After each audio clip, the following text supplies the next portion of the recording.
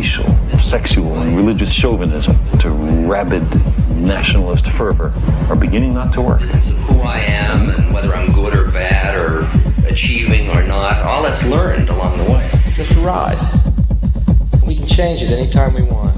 It's only a choice. No effort, no work, no job, no savings of money. I realized that I had the game wrong. That the game was to find out what I already was.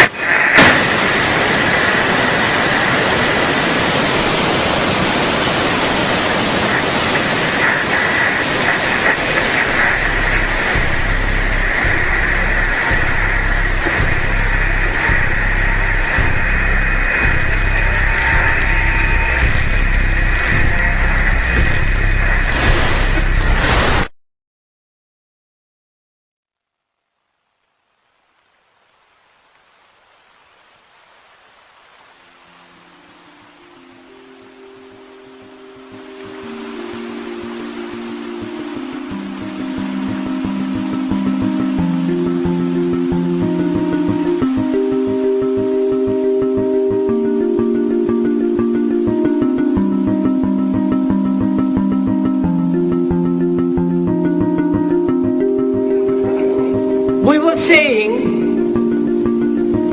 how very important it is to bring about in the human mind the radical revolution. The crisis is a crisis in consciousness, a crisis that cannot anymore accept the old norms, the old patterns, the ancient traditions. And considering what the world is now, with all their misery, conflict, destructive brutality, aggression, and so on, man is still as he was. He's still brutal, violent, aggressive, acquisitive, competitive, and he has built a society along these lines.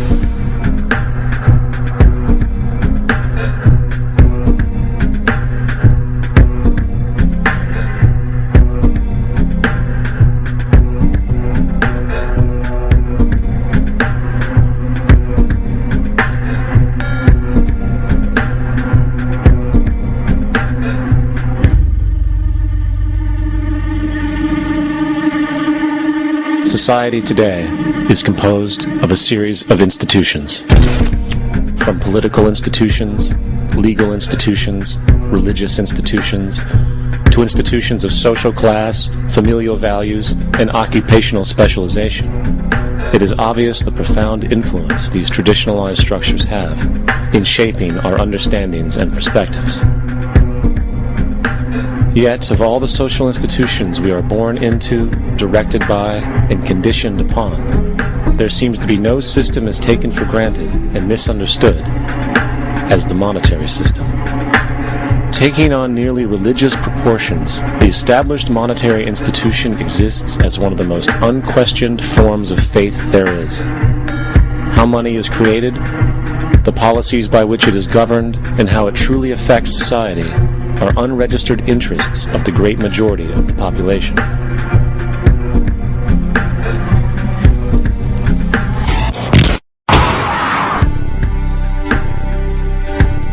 In a world where 1% of the population owns 40% of the planet's wealth, in a world where 34,000 children die every single day from poverty and preventable diseases, and where 50% of the world's population lives on less than $2 a day, one thing is clear: something is very wrong.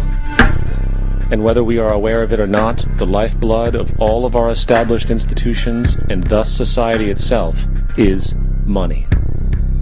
Therefore, understanding this institution of monetary policy is critical to understanding why our lives are the way they are. Unfortunately, economics is often viewed with confusion and boredom. Endless streams of financial jargon, coupled with intimidating mathematics, quickly deters people from attempts at understanding it. However, the fact is, the complexity associated with the financial system is a mere mask, designed to conceal one of the most socially paralyzing structures humanity has ever endured.